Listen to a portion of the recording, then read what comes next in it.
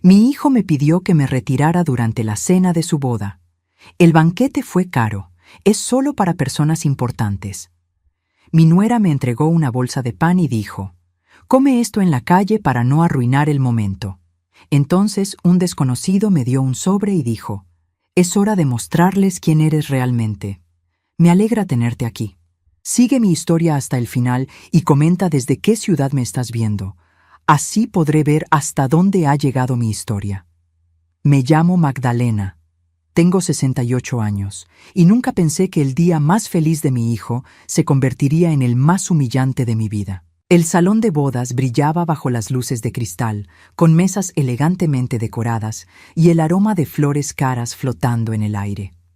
Había llegado temprano, como siempre hago, porque quería asegurarme de que todo estuviera perfecto para Héctor. Después de todo, era mi único hijo, y había soñado con este día durante años. Sara, mi nuera, se acercó a mí mientras yo admiraba el arreglo floral de la mesa principal. Llevaba su vestido de novia impecable y una sonrisa que no llegaba a sus ojos. «Magdalena», me dijo con esa voz suave que había aprendido a desconfiar, «necesito hablar contigo sobre la disposición de las mesas». Mi corazón se aceleró un poco. Durante los meses de preparación, Sara había tomado todas las decisiones sin consultarme. Cada vez que intentaba ayudar o dar una opinión, ella encontraba una manera sutil de hacerme sentir que estaba interfiriendo. «Por supuesto, querida», respondí, esperando que finalmente me incluyera en algo importante. Sara me llevó hacia la entrada del salón, donde una mesa pequeña y solitaria estaba colocada cerca de la puerta, lejos de todo el brillo y la celebración. «Esta es tu mesa», anunció casualmente, como si fuera lo más natural del mundo. Me quedé inmóvil.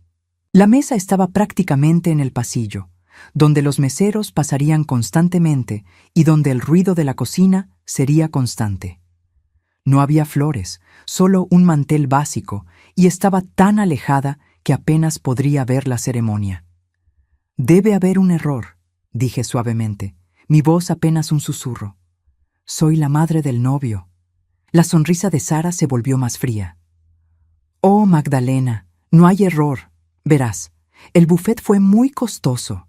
Gastamos $28,000 solo en la comida, y es realmente para las personas importantes de nuestras vidas». Sentí como si me hubieran golpeado en el estómago. Las palabras se quedaron atascadas en mi garganta. «Las personas importantes», repetí lentamente, tratando de procesar lo que acababa de escuchar. «Sí», continuó Sara, su tono ahora completamente carente de cualquier pretensión de amabilidad. «Los socios de Héctor, mis padres, nuestros amigos íntimos, personas que realmente importan para nuestro futuro». Miré hacia el salón, buscando a Héctor desesperadamente.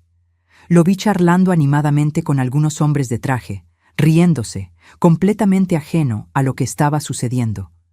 Mi hijo, el niño que había criado sola después de que su padre muriera, el niño al que había dedicado cada día de mi vida durante 43 años. «Héctor no sabe sobre esto», logré decir. Sara se encogió de hombros. «Héctor confía en mí para manejar estos detalles. Él entiende que a veces hay que tomar decisiones difíciles». En ese momento, vi a una mujer mayor acercándose desde la cocina con un paquete pequeño envuelto en papel marrón. Sara le hizo una seña y la mujer se acercó. «Magdalena», dijo Sara, tomando el paquete, «pensé que podrías tener hambre durante la ceremonia, así que te preparé algo especial». Desenvolvió el paquete lentamente, revelando 2 rebanadas de pan blanco simple, nada más. «Puedes comerte esto afuera para no interrumpir el momento», dijo, extendiendo el pan hacia mí. «Hay un banco bonito en el jardín donde puedes sentarte». El mundo se detuvo. Estaba parada en el lugar donde mi hijo se casaría, sosteniendo 2 rebanadas de pan como si fuera una limosnera, mientras la mujer que se convertiría en mi nuera me decía que comiera afuera como un animal. Mis manos temblaron mientras tomaba el pan, no por hambre, sino por la humillación pura que me atravesaba como un cuchillo. Durante 68 años había mantenido mi dignidad a través de la pobreza, la soledad, la viudez. Pero esto era algo diferente. Entiendo, susurré, mi voz tan baja que apenas podía oírme. Sara sonrió, satisfecha, y se alejó hacia sus invitados importantes, dejándome parada allí con el pan en las manos y lágrimas amenazando con caer. Caminé hacia el jardín como me había indicado, cada paso pesando como plomo. El banco estaba efectivamente allí, frío y solitario bajo un árbol. Me senté y miré hacia las ventanas iluminadas del salón, donde podía ver siluetas de personas riéndose y celebrando. Ahí fue cuando apareció él. Un hombre mayor, tal vez de mi edad, se acercó caminando lentamente por el sendero del jardín. Vestía un traje oscuro, simple, pero bien cuidado, y llevaba un sobre manila en su mano. «Disculpe», dijo con una voz amable, «¿es usted Magdalena Herrera?» Lo miré con sorpresa, no lo reconocía, y me preguntaba cómo sabía mi nombre. «Sí», respondí cautelosamente. Se sentó en el banco a mi lado, manteniendo una distancia respetuosa. «Mi nombre es Roberto Silva. He estado buscándola durante mucho tiempo». Mi corazón comenzó a latir más rápido. ¿Buscándome? ¿Por qué? Roberto me extendió el sobre. Era pesado, y podía sentir que había documentos adentro.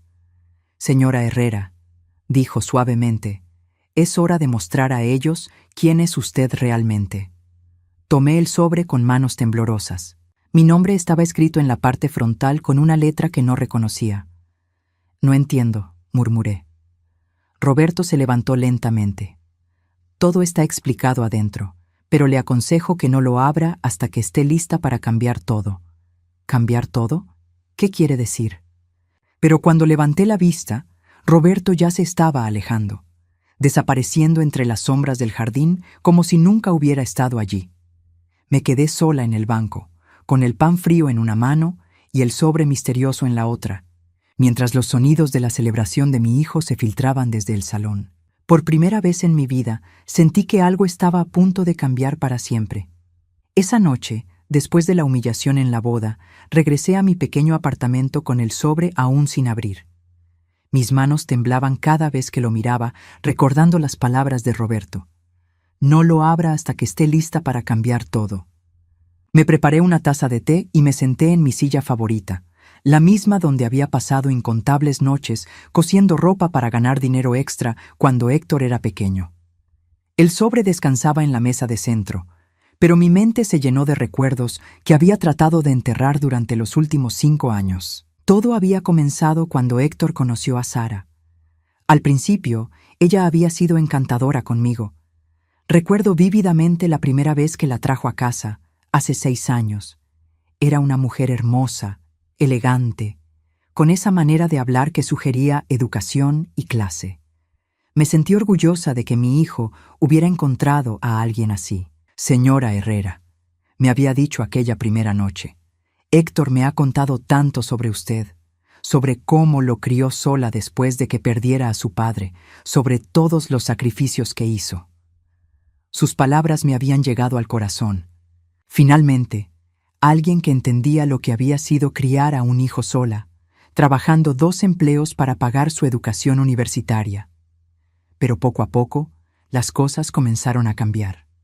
Primero fueron pequeñas cosas.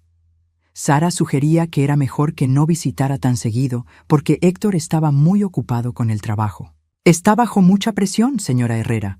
Tal vez sería mejor darle espacio para que se enfoque». Luego empezó a programar actividades familiares sin incluirme.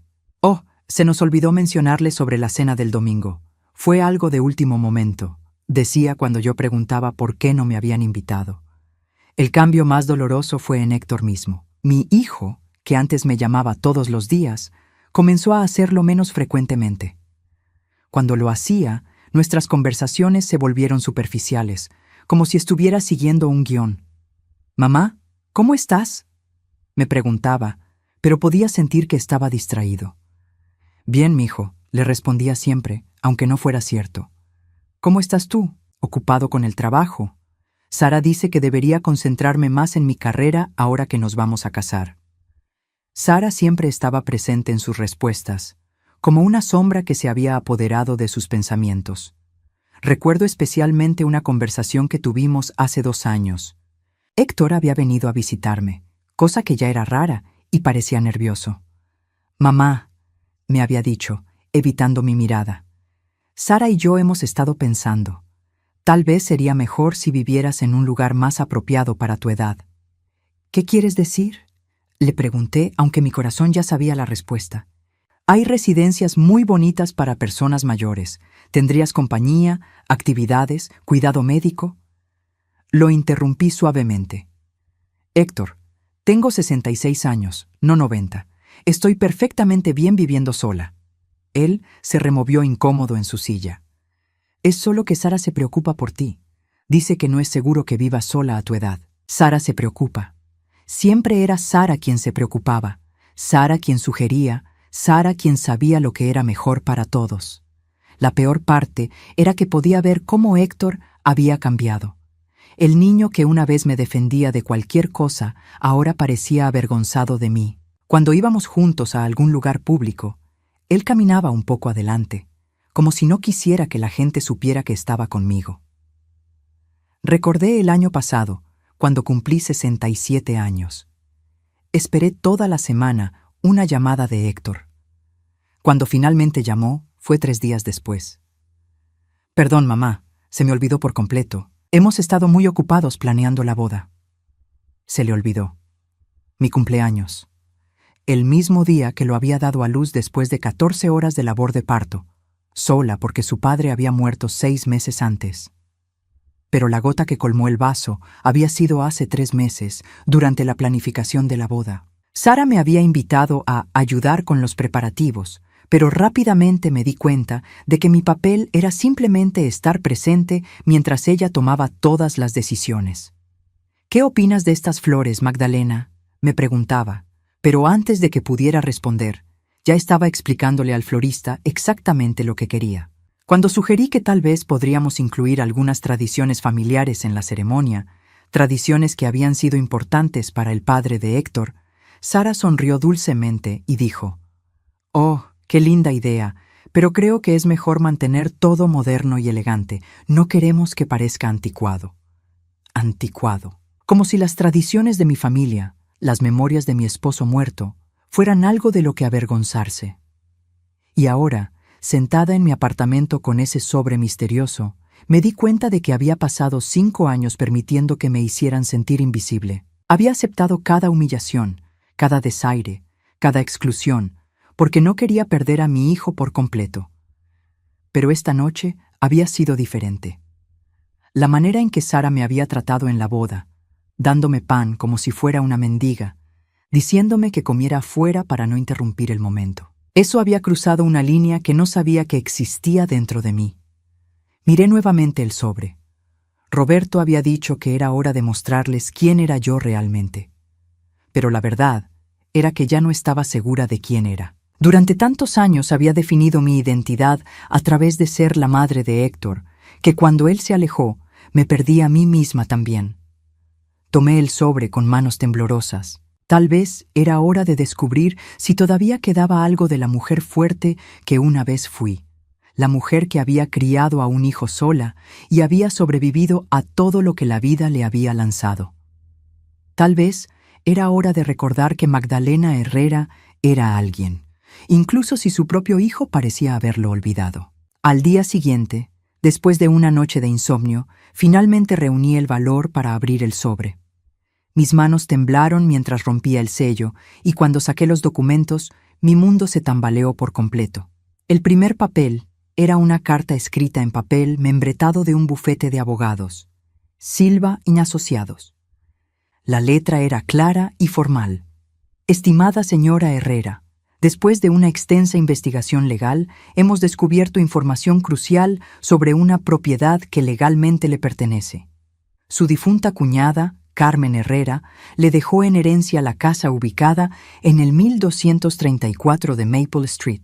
Esta es la misma propiedad donde actualmente residen su hijo Héctor y su esposa Sara».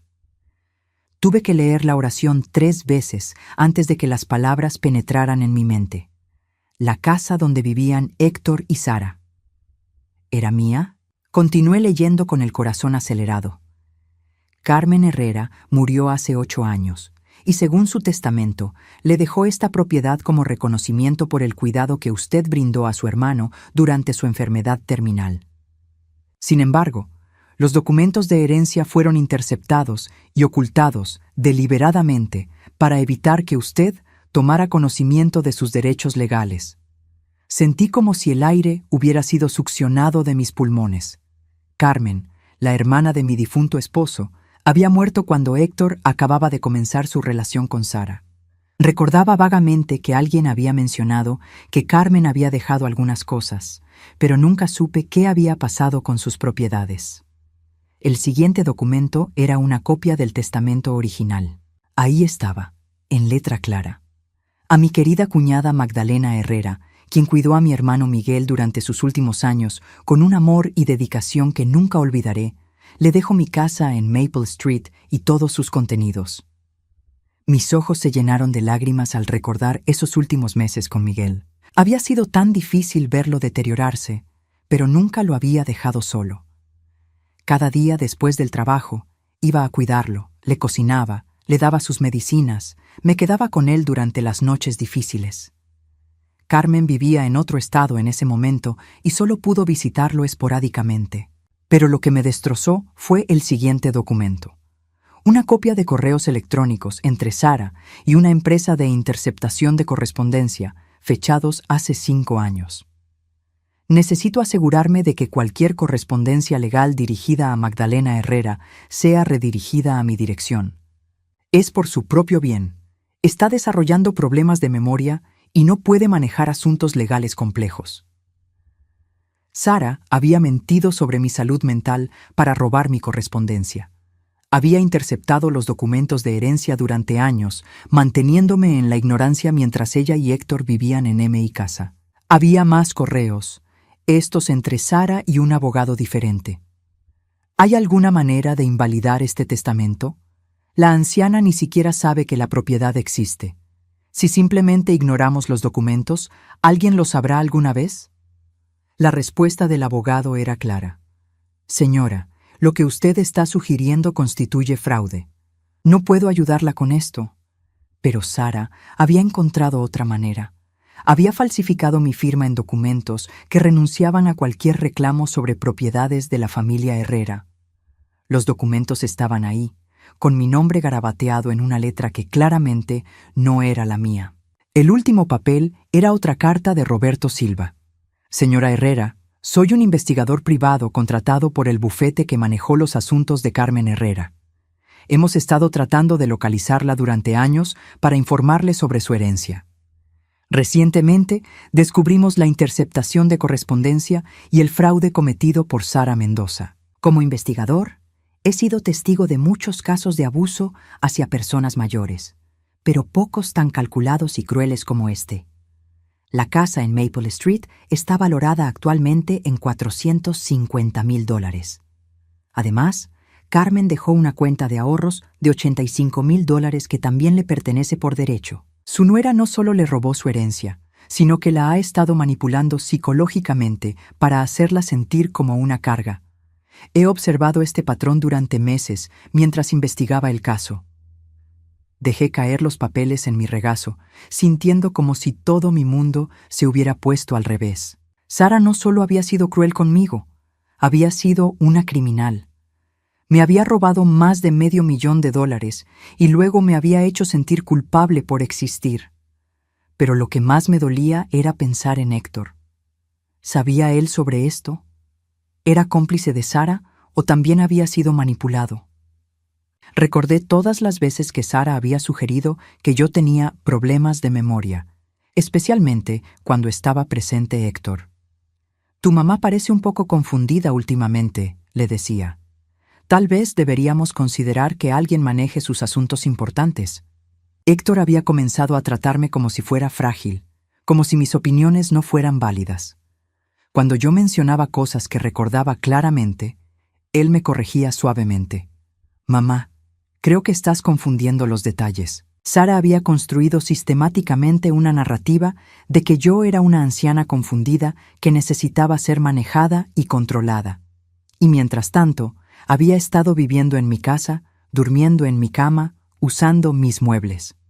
Me levanté de la silla con las piernas temblorosas y caminé hasta la ventana. Podía ver el vecindario donde había vivido durante 40 años, el lugar donde había criado a Héctor como madre soltera, donde había luchado para llegar a fin de mes mientras él crecía. Durante todos estos años, mientras yo vivía en este pequeño apartamento, pagando renta de $800 al mes con mi modesta pensión, mi propio hijo había estado viviendo en una casa que me pertenecía, una casa valorada en casi $500,000.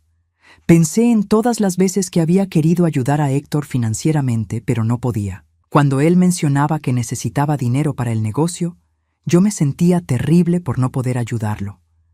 Mientras tanto, él estaba sentado sobre una fortuna que era mía por derecho. Volví a leer los documentos, especialmente la parte sobre la cuenta de ahorros de $85,000. Carmen había sido una mujer trabajadora y ahorrativa. Ese dinero podría haber cambiado mi vida completamente. Podría haber viajado, podría haber ayudado a otros, podría haber tenido la dignidad de no preocuparme por cada centavo. En lugar de eso, había pasado los últimos 8 años contando monedas para comprar comida, usando cupones para todo, sintiéndome como una carga cada vez que necesitaba algo. Y Sara lo sabía todo. Recordé la boda de ayer, la manera en que Sara me había tratado como a una mendiga. Ahora entendía por qué. En su mente retorcida, yo era un obstáculo que había que minimizar, una amenaza potencial a su vida cómoda, construida sobre mentiras. Pero había algo más en los documentos. Roberto había escrito: «Señora Herrera, la ley está de su lado. Tiene derecho no solo a reclamar la propiedad, sino también a buscar daños por el fraude cometido. Sin embargo, entiendo que esto involucra a su familia, y las decisiones legales pueden ser complicadas emocionalmente». Tenía razón. Esto no era solo una cuestión legal, era la destrucción de la relación con mi único hijo. Si reclamaba lo que me pertenecía, ¿perdería a Héctor para siempre? ¿O había una manera de hacerle ver la verdad sobre la mujer con la que se había casado? Miré mi reflejo en la ventana. La mujer que me devolvía la mirada ya no parecía la anciana confundida que Sara había pintado. Tenía los ojos claros, la espalda recta, y por primera vez en años había fuego en su mirada. Sara había subestimado a Magdalena Herrera. Había pensado que podía robarme y humillarme sin consecuencias. Pero ahora yo sabía la verdad, y la verdad tenía poder. Era hora de decidir qué hacer con ese poder. Durante los siguientes días, decidí no actuar impulsivamente. En lugar de confrontar inmediatamente a Sara o Héctor, elegí algo más estratégico: observar. Roberto Silva me había dado su número telefónico, y cuando lo llamé, me dio un consejo que cambiaría todo. «Señora Herrera», me había dicho con su voz calmada, «después de investigar a Sara durante meses, puedo asegurarle que esta no es la primera vez que hace algo así. Pero si usted quiere proteger a su hijo y exponer verdaderamente quién es ella, necesita evidencia de su patrón de comportamiento actual». Me explicó que Sara había estado en contacto con otros familiares, utilizando las mismas tácticas de manipulación que había usado conmigo. Roberto había estado construyendo un caso, no solo sobre el fraude de la herencia, sino sobre el patrón sistemático de abuso psicológico que Sara ejercía sobre las personas mayores en la familia. «Hay más víctimas», me había dicho. Su cuñada Elena, la tía Marta, incluso el abuelo de Sara por parte de madre. Ella tiene un método. Eso me dio una idea. En lugar de confrontar directamente, decidí documentar el comportamiento de Sara yo misma. Roberto me había enseñado cómo grabar conversaciones de manera legal usando mi teléfono, y me sugirió que asistiera a reuniones familiares donde pudiera observar sus tácticas. La oportunidad llegó más pronto de lo esperado. Héctor me llamó 3 días después de la boda. Su voz sonaba tensa. «Mamá, Sara quiere organizar una reunión familiar este domingo. Dice que es importante que estemos todos juntos ahora que somos una familia oficial». Por primera vez en años, no sentí esa punzada familiar de ansiedad ante la perspectiva de pasar tiempo con Sara. En cambio, sentí algo parecido a la anticipación. Era mi oportunidad de ver exactamente cómo operaba. El domingo llegué a mi casa, aunque ellos no sabían que era mía, con un pequeño dispositivo de grabación que Roberto me había prestado. Estaba escondido en mi bolso, tan pequeño que parecía un audífono de respaldo. La reunión incluía a la tía Elena, la hermana mayor de mi difunto esposo, quien tenía 74 años, y a Marta, la prima de Miguel, de 71. También estaban presentes los padres de Sara, Robert y Patricia Mendoza, ambos de alrededor de 60 años. Lo que presencié esa tarde me heló la sangre. Sara había preparado la reunión con la precisión de un general, planeando una batalla. Comenzó con pequeñas conversaciones aparentemente inocentes, pero cada una diseñada para establecer su control. «Tía Elena», comenzó Sara con esa voz melosa que yo conocía tan bien, «Héctor y yo hemos estado preocupados por usted. ¿Está segura de que puede manejar esa casa grande sola?» Elena, una mujer independiente que había vivido sola durante 15 años desde la muerte de su esposo, se veía confundida. «Estoy perfectamente bien, querida. ¿Por qué preguntas?» «Bueno», Sara intercambió una mirada cómplice con Héctor. «Es solo que el otro día, cuando la llamamos, parecía un poco desorientada. ¿Verdad, amor?» Héctor asintió obedientemente. Mi corazón se partió al ver cómo Sara lo había entrenado para respaldar sus mentiras. «No recuerdo estar desorientada», dijo Elena firmemente. Sara suspiró dramáticamente. «Tal vez no lo nota, tía Elena. A veces las personas de nuestra edad no nos damos cuenta cuando comenzamos a declinar. Papá, ¿tú qué opinas?»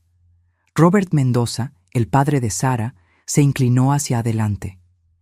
«Elena, cariño, tal vez Sara tiene razón. A nuestra edad es sabio considerar opciones más seguras». Era una orquestación perfecta. Sara había preparado a sus padres de antemano para que respaldaran su narrativa. Elena se veía cada vez más pequeña en su silla, comenzando a dudar de sí misma. Luego Sara se dirigió a Marta. «Prima Marta, hablando de seguridad, ¿ha considerado lo que pasaría si tuviera una emergencia médica viviendo sola como lo hace?» Marta frunció el ceño. «Tengo un sistema de alerta médica, Sara, y mis vecinos están atentos». «Sí, pero ¿es eso realmente suficiente?», presionó Sara. «¿No sería más responsable estar en un lugar donde hubiera profesionales disponibles las 24 horas?» Observé con horror fascinado cómo Sara sistemáticamente sembró dudas en la mente de estas dos mujeres fuertes e independientes. Usaba una combinación de preocupación falsa, estadísticas inventadas sobre accidentes domésticos y la presión del grupo para hacer que se sintieran inseguras sobre sus propias capacidades. Pero lo más escalofriante fue cuando se dirigió a mí. «Magdalena», dijo Sara, su sonrisa no alcanzando sus ojos. «Me da tanto gusto que hayas venido hoy. Héctor y yo hemos estado discutiendo tu situación». «¿Mi situación?», pregunté, manteniendo mi voz neutral, aunque mi corazón latía rápidamente. «Bueno, vivir sola en ese vecindario a tu edad, y con el pequeño episodio que tuviste en la boda». «¿Qué episodio?», interrumpí. Sara intercambió otra mirada con Héctor. «Cariño, estabas muy confundida sobre el arreglo de las mesas. Seguías insistiendo en que había un error cuando todo estaba exactamente como se había planeado». Héctor asintió tristemente. «Mamá, parecías realmente desorientada. Sara tuvo que explicarte varias veces dónde era tu asiento». La manera en que distorsionó la realidad me dejó sin aliento. Sara había tomado su propia crueldad y la había convertido en evidencia de mi supuesta confusión mental. «De hecho», continuó Sara, «hemos encontrado una residencia asistida maravillosa. Se llama Golden Years y tiene una lista de espera, pero creo que podríamos conseguirte un lugar si actuamos rápido». Elena y Marta me miraron con expresiones de lástima. Los padres de Sara asintieron solemnemente, como si estuvieran presenciando una intervención necesaria. «El costo es solo $3,000 al mes», añadió Sara casualmente, «lo cual sé que es mucho con tu pensión, pero Héctor y yo hemos decidido ayudarte financieramente». $3,000 al mes de mi dinero para pagar un lugar que no necesitaba, porque mi propia nuera había inventado un problema de salud mental que no existía. Pero mantuve mi compostura. Es muy considerado de su parte, dije suavemente, pero me siento cómoda en mi apartamento por ahora. La máscara de Sara se deslizó por apenas un segundo y vi un destello de irritación pura. Magdalena, a veces las personas en tu condición no pueden tomar las mejores decisiones por sí mismas. Por eso es importante tener familia que se preocupe lo suficiente como para intervenir. ¿Mi condición?, pregunté.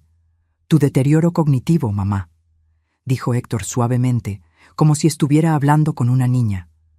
Sabemos que es difícil de aceptar, pero Sara ha estado investigando mucho sobre esto.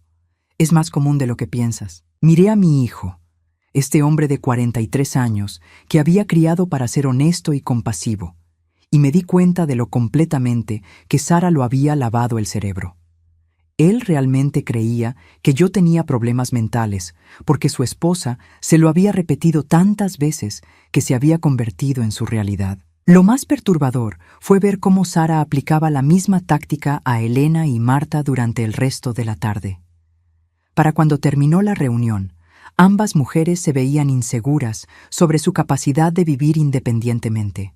Tal vez deberíamos considerar mudarnos a algún lugar con más apoyo, le murmuró Elena a Marta mientras se preparaban para irse. Sara había logrado en una tarde lo que probablemente había tomado meses conmigo: hacer que mujeres fuertes e independientes dudaran de su propia competencia. Después de que todos se fueron, me quedé unos minutos más. Sara había ido a la cocina y Héctor se sentó conmigo en la sala. «Mamá», me dijo, tomando mi mano, «sé que esto es difícil, pero Sara realmente se preocupa por ti. Ella ve cosas que tal vez yo no noto porque estoy muy cerca de la situación». Miré a mi hijo, viendo la sinceridad en sus ojos, y me di cuenta de que él también era una víctima. Sara había sido tan hábil manipulándolo que él realmente creía que estaba actuando por mi bien. «Héctor», le dije suavemente, ¿alguna vez has considerado que tal vez Sara ve problemas que no existen? Su expresión se endureció ligeramente. «Mamá, Sara es una profesional. Trabajó en el campo de la salud durante años. Sabe reconocer las señales». Otra mentira.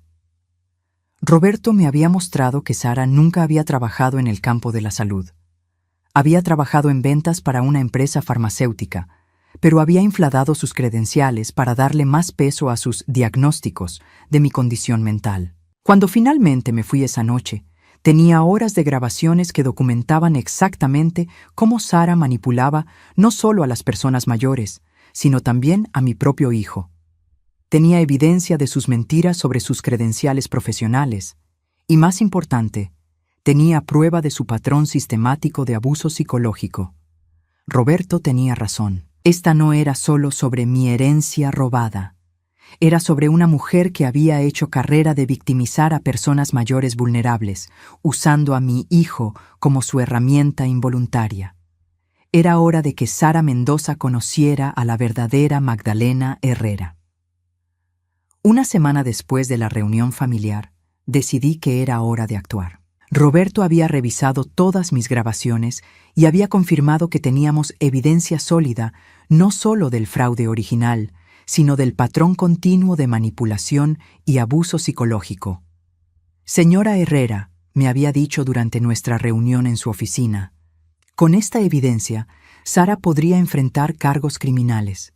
Pero entiendo que usted quiere darle a su hijo la oportunidad de ver la verdad por sí mismo primero». Tenía razón. Antes de involucrar a las autoridades, quería darle a Héctor una oportunidad de entender lo que realmente había estado pasando. A pesar de todo, seguía siendo mi hijo, y una parte de mí esperaba que el hombre bueno que había criado aún existiera debajo de toda la manipulación de Sara. Planifiqué cuidadosamente mi confrontación. Llamé a Héctor y le pedí que viniera a mi apartamento solo. «Necesito hablar contigo sobre algo importante», le dije. «Y necesito que vengas sin Sara esta vez». Él protestó. «Mamá, Sara y yo somos un equipo ahora. No tenemos secretos el uno del otro». «Héctor», le dije firmemente, «soy tu madre y te estoy pidiendo que vengas solo. Esto es importante». Algo en mi tono debe haberlo convencido, porque aceptó venir el sábado por la tarde. Cuando llegó, noté inmediatamente que parecía nervioso. Siguió mirando su teléfono, como si esperara un mensaje de Sara en cualquier momento. «Mamá», comenzó antes incluso de sentarse. «Si esto es sobre la residencia asistida, Sara y yo solo queremos lo mejor para ti. No estamos tratando de deshacernos de ti». Levanté mi mano para detenerlo. «Héctor, siéntate. Lo que tengo que mostrarte va a cambiar todo». Saqué la carpeta que Roberto me había preparado, llena de copias de todos los documentos legales, las grabaciones transcritas y las evidencias del fraude. La coloqué en la mesa de centro entre nosotros. «Antes de que abras esto», le dije, «quiero que sepas que te amo. Eres mi único hijo y nada de lo que está en esa carpeta cambia eso. Pero necesitas saber la verdad sobre la mujer con la que te casaste». Héctor frunció el ceño. «Mamá, ¿de qué estás hablando?» «Abre la carpeta, mijo». Con manos temblorosas, Héctor abrió la carpeta. Lo primero que vio fue una copia del testamento de Carmen. Sus ojos se movieron por la página, leyendo lentamente.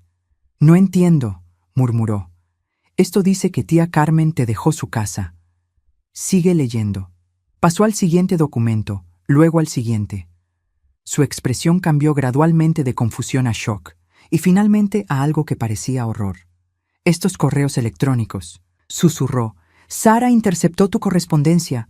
Sara sabía sobre la herencia». «Desde el principio», confirmé suavemente. «La casa donde vives, Héctor, me pertenece legalmente. Durante 8 años, Sara ha sabido esto y me lo ha ocultado». Héctor se levantó abruptamente, caminando hacia la ventana. «Esto no puede ser real. Sara no haría esto. Debe haber algún error». «Sigue leyendo», le dije. «Mira las transcripciones de las grabaciones de la reunión del domingo pasado». Lo vi leer las transcripciones, viendo cómo Sara había manipulado sistemáticamente a Elena, a Marta y a mí. Vi cómo su rostro se puso pálido cuando leyó sus propias palabras, dándose cuenta de cómo había sido usado como herramienta en el juego de Sara. «Ella me dijo que tenías problemas de memoria», susurró. «Me mostró artículos sobre demencia temprana. Me convenció de que estabas desarrollando problemas cognitivos». «¿Y tú le creíste sin cuestionar?», le pregunté, tratando de mantener mi voz gentil a pesar del dolor que sentía. Héctor se desplomó de vuelta en la silla, su cabeza en sus manos. «Dios mío, mamá, ¿qué he hecho? ¿Cómo pude ser tan ciego?» Verlo así, tan quebrado y arrepentido, hizo que mi corazón de madre quisiera consolarlo inmediatamente. Pero sabía que necesitaba entender completamente la magnitud de lo que había pasado. «Hay más», le dije suavemente. «Roberto encontró evidencia de que Sara ha hecho esto antes. Elena no es la primera persona mayor que ha manipulado para que dude de su propia competencia». Le mostré los documentos sobre los otros casos. Sara había estado involucrada en situaciones similares con su propio abuelo y con una anciana en su trabajo anterior. En cada caso, había usado tácticas similares: sembrar dudas sobre la competencia mental de la persona, aislarla de otros familiares y eventualmente ganar control sobre sus finanzas o propiedades. Es un patrón, Héctor. Yo no fui su primera víctima, y si no la detenemos, no seré la última. Héctor levantó la vista, sus ojos llenos de lágrimas. «Mamá, perdóname. Por favor, perdóname. Yo pensé que estaba protegiéndote. Sara me convenció de que tenías problemas, y yo solo quería asegurarme de que estuvieras segura». «Lo sé, mijo», le dije, moviéndome para sentarme a su lado. «Sara es muy buena en lo que hace. Te manipuló a ti tanto como a mí». «Pero yo debería haber sabido», lloró. «Soy tu hijo. Debería haber visto que estabas bien, que no había nada mal contigo. En lugar de eso, la dejé convencerme de que mi propia madre era incompetente». Lo abracé mientras lloraba, sintiendo una mezcla de alivio y tristeza. Alivio porque mi hijo finalmente veía la verdad.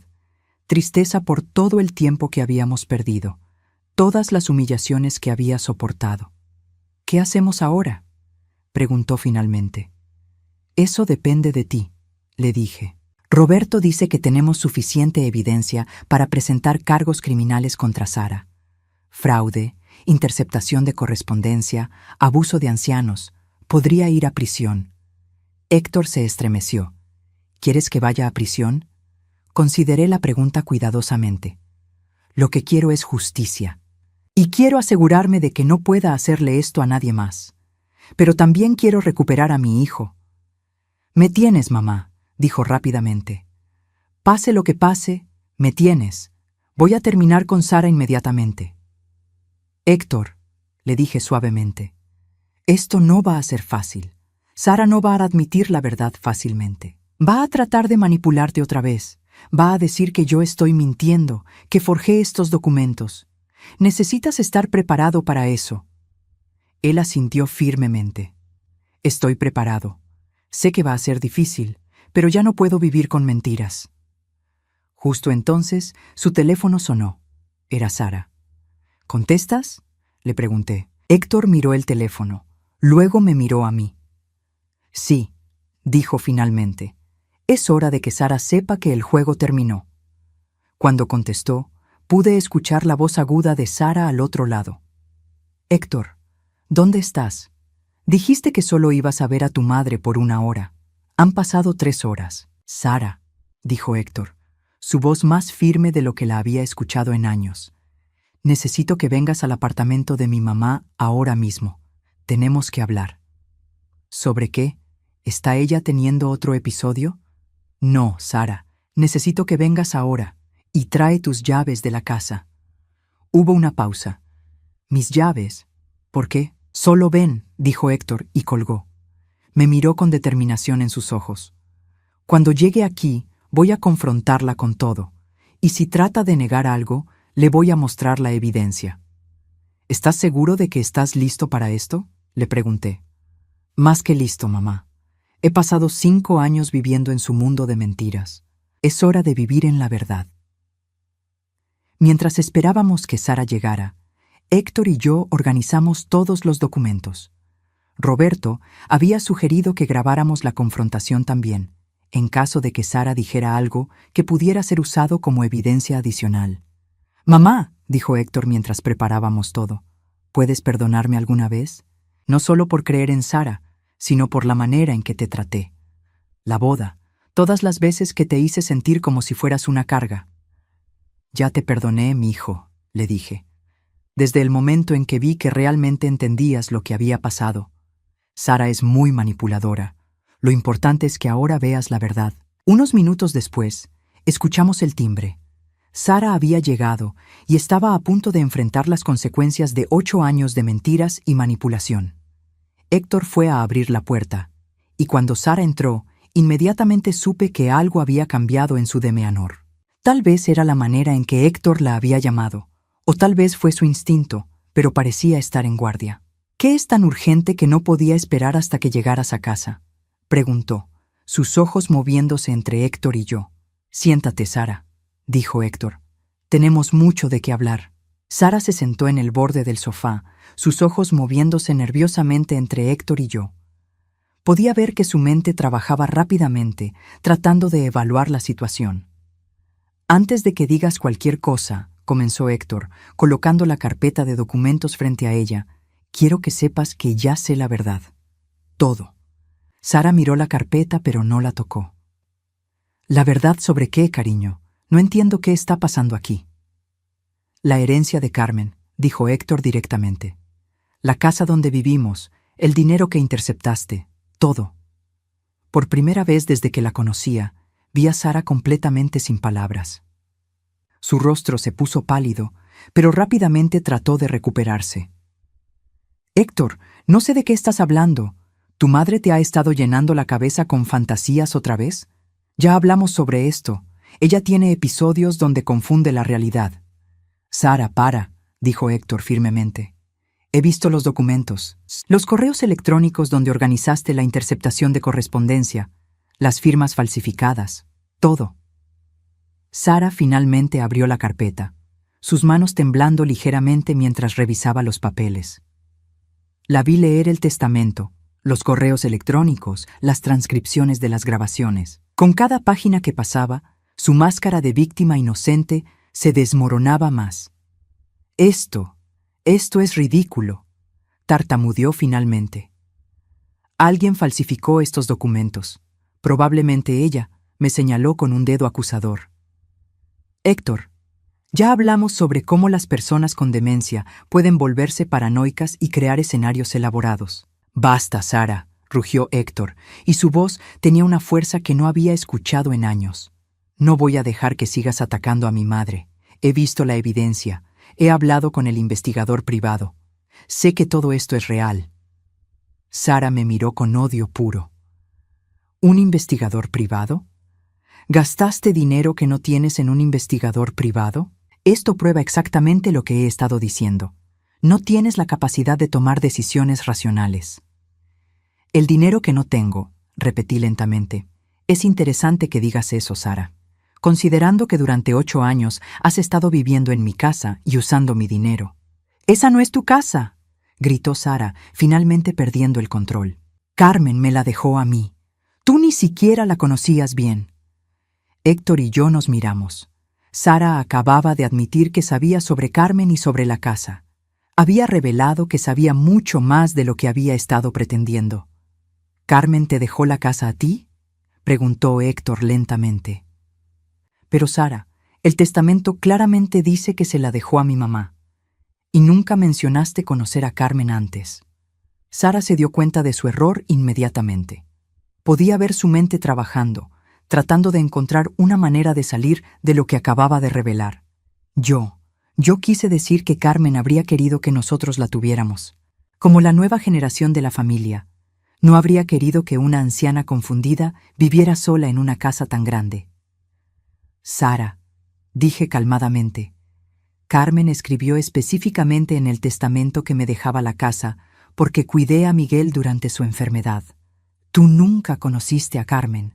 Murió antes de que tú y Héctor se comprometieran». La vi tragar saliva, dándose cuenta de que había sido atrapada en múltiples mentiras. «Además», continuó Héctor, «está el asunto del dinero de la cuenta de ahorros, $85,000 que también le pertenecen a mi mamá». Sara saltó del sofá. «Esto es ridículo. Ustedes dos están locos si piensan que voy a entregar mi casa». «No es tu casa, Sara», dijo Héctor, levantándose también. «Nunca fue tu casa. Y el hecho de que acabes de llamarla mi casa en lugar de nuestra casa dice mucho». Sara se dirigió a la puerta, pero Héctor la bloqueó. «No hemos terminado.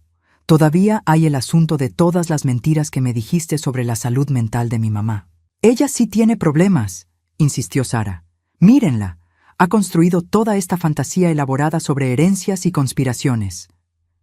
«Sara», dije levantándome lentamente, «durante 5 años me has hecho sentir como si estuviera perdiendo la razón. Me has humillado. Me has aislado de mi propio hijo. Me has robado mi dignidad. Pero ya no más». «¿Ah, sí?», se burló Sara. «¿Y qué vas a hacer al respecto, anciana? ¿Llamar a la policía? ¿Quién va a creer la palabra de una mujer de 68 años con problemas de memoria sobre la de una profesional respetada? Los mismos profesionales que van a verificar que nunca trabajaste en el campo de la salud», respondí calmadamente. «Los mismos que van a confirmar que interceptar correspondencia es un delito federal. Los mismos que van a examinar las firmas falsificadas que usaste para robar mi herencia». Por primera vez, Sara se veía realmente asustada. «Héctor», se volvió hacia él con lágrimas súbitas en los ojos. «Por favor, somos marido y mujer. Acabamos de casarnos. No puedes dejar que tu madre destruya nuestro matrimonio con estas mentiras». Héctor la miró durante un largo momento. «Sara, tú destruiste nuestro matrimonio el día que decidiste robar a mi madre y luego manipularme para que fuera cómplice. No hay matrimonio aquí. Solo hubo mentiras». «¿Qué estás diciendo?», susurró Sara. «Estoy diciendo que se terminó. Quiero que saques tus cosas de la casa de mi mamá, y te vayas. Mañana voy a hablar con un abogado sobre el divorcio». Sara se derrumbó entonces, no con lágrimas genuinas, sino con la desesperación de alguien que veía su mundo cuidadosamente construido colapsar. «¡No puedes hacer esto!», gritó. «Tenemos una vida juntos, tenemos planes». «Planes construidos sobre mentiras y dinero robado», dijo Héctor. «No hay vida real ahí, Sara. Nunca la hubo. Sara me miró con odio puro. Esto es culpa tuya. Si te hubieras mudado a la residencia como se suponía, nada de esto habría pasado. Si me hubiera mudado a la residencia, respondí, habrías tenido control total sobre mi dinero y mi casa. Ese era el plan, ¿verdad? Declararme incompetente y tomar control de todo lo que me pertenece. Sara no respondió, pero su silencio fue confirmación suficiente. Hay algo más, dijo Héctor, sacando un papel adicional de la carpeta. Mi mamá y yo hablamos, y hemos decidido no presentar cargos criminales inmediatamente. Te vamos a dar una oportunidad. Sara levantó la vista con esperanza. Tienes 24 horas para devolver voluntariamente todo el dinero que has robado. Los $85,000 de la cuenta de ahorros de Carmen, más 8 años de renta de mercado por vivir en la casa de mi mamá. Roberto calculó que son aproximadamente $200,000 adicionales. No tengo ese dinero, protestó Sara. Entonces tendrás que encontrar una manera de conseguirlo, dijo Héctor. Porque si no lo haces en 24 horas, vamos directamente a la policía con toda la evidencia. Y Sara, con la evidencia que tenemos, podrías enfrentar hasta 15 años de prisión por fraude de ancianos. Sara nos miró a ambos, dándose cuenta finalmente de que había perdido completamente. ¿Y si devuelvo el dinero? ¿Qué garantía tengo de que no irán a la policía de todos modos? Ninguna, dije honestamente. Pero es tu única oportunidad de evitar la prisión inmediatamente. Y Sara, si alguna vez intentas contactar a Héctor otra vez, si alguna vez intentas acercarte a mí o a cualquier miembro de esta familia, iremos directamente a las autoridades. ¿Entendido? Sara asintió lentamente, las lágrimas de frustración corriendo por sus mejillas. Una cosa más, añadí. Las llaves de mi casa. Ahora. Con manos temblorosas, Sara sacó las llaves de su bolso y las puso en la mesa. Esto no ha terminado, murmuró. Sí, Sara, dijo Héctor firmemente. Sí ha terminado. Después de que Sara se fue, Héctor y yo nos sentamos en silencio durante varios minutos. El peso de lo que acababa de pasar se asentó sobre nosotros. Mamá, dijo finalmente, ¿vas a mudarte de vuelta a la casa? Consideré la pregunta. La casa tenía muchos recuerdos, pero también había sido contaminada por la presencia de Sara. Tal vez, dije, pero primero creo que la voy a rentar por un tiempo. Usar ese dinero para viajar, para hacer algunas de las cosas que nunca pude hacer, porque pensé que no tenía recursos. Héctor sonrió. ¿A dónde quieres ir? A España, dije sin dudar. Siempre quise ver el país de donde vinieron mis abuelos.